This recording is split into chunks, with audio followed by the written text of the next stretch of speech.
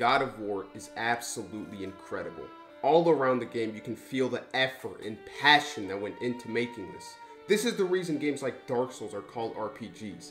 God of War is what a true AAA experience should be, with most notably, the gameplay. Oh my god, dude. Everything you do in this game, from chopping a guy in half to moving a cylinder, feels powerful. Kratos is no mortal and you can feel it. The combat isn't just flashy though. The offensive and defensive mechanics all provide opportunity to experiment and think on the fly. You can block with your shield, but that leaves you vulnerable to volume or super heavy attacks. So then you have two options, rolling or dodging. What you will quickly notice is that you can't just roll through attacks. This game is for real, guys. Because of this game's solid hitboxes, you really have to manage space now. Because movement is the difference, rolling and dodging act more like distance motions.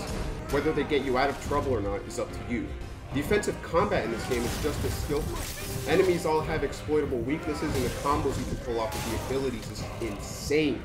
You can do light attacks, heavy attacks, runic attacks, you can throw your axe and call it back. The amount of strategies and punishments make this game difficult to master. There's no specific turning point, like in Dark Souls, where you go from being trash to instantly turning into a good player once you know how to roll. As the game progresses, the player will too, not only in the actual game, but in the mastery of the game's mechanics. Just don't play it on easy, that's just a joke, dude.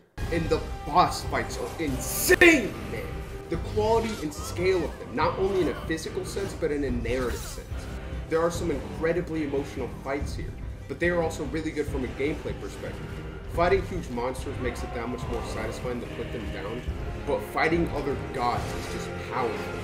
The boss fights keep their difficulty and creativity, but they can also get knocked down by Kratos. There is strategy, but also the feeling that you are a god like them. This results in some of the most epic moments that you can experience in a game. They are boss fights, but they feel more like battles. Boy! Bring it down now. Just for a second, this game is obviously not perfect. For one, the level design is very linear to the point where I don't think there's actually alternate paths in this game. It is also very ordered, where pretty much there's 4 things that can happen: puzzle time, combat time, boss fight time, or narrative time. The game also has a hit or miss RPG system, which I thought was fine, but really not that necessary. I would have been fine with just like a skill tree. However, these are not super major issues, but worth noting. Probably just the linear design that I actually have a problem with. But guys, one of the most impressive things about this game is the story. Because as far as video games go, this is as good as it gets. We find Kratos, a Greek god, to be living in the Norse world of Midgard. And after the death of his wife, he has to go on a journey to release her ashes off the highest mountain in the 9 realms. He is more vulnerable than ever now that he has something to lose: his son, Atreus. Kratos, the god of war, the emotionless Spartan who only knows war, has to teach his son how to survive in the face of battle. But he is also very inexperienced in connecting emotionally with his son, which his son was a lot closer to his mother and faced a lot of neglect from his father. He's literally called boy. But as the adventure goes on, they start to learn a lot from each other. Kratos, a stone-cold killing machine, when experiencing the vulnerability of having a son, reveals that underneath the cold soldier, there's still a human inside. Sound like anybody you know? Probably one of my favorite moments in this game is in the end, where Atreus asks why he was named Atreus. Kratos talks about the Spartan Atreus, who lived the cold, grim life of being a soldier since birth that everybody accepted, and yet he still smiled and acted as the beacon of humanity for his allies. And on top of that, up to this point, Kratos has only told stories in this basic and lifeless way. The story he tells after the long adventure with the sun is the first one he tells with passion. Just beautiful, man. The story is just so well made, where everything is on point. The dialogue is good and natural, the themes are there, the emotional moments are so well handled, the characters are all good. You know, there's some characters that are more fleshed out than others, but the ones that matter to the story are the ones that are super good. There aren't really any moments where you're taken out of the story because something unnatural happens, and there are just so many insane moments that will just make you say, wow, like, oh my god, dude. But wait, bring it back for a second.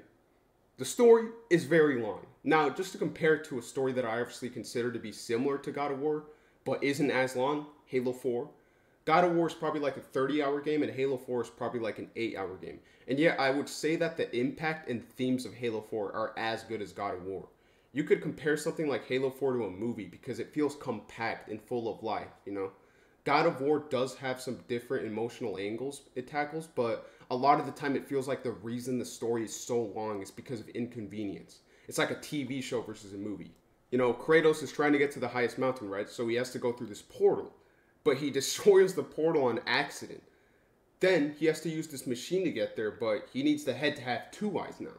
It doesn't ruin the story at all, but every time the story hints at characters making progress, you almost expect some sort of setback to happen.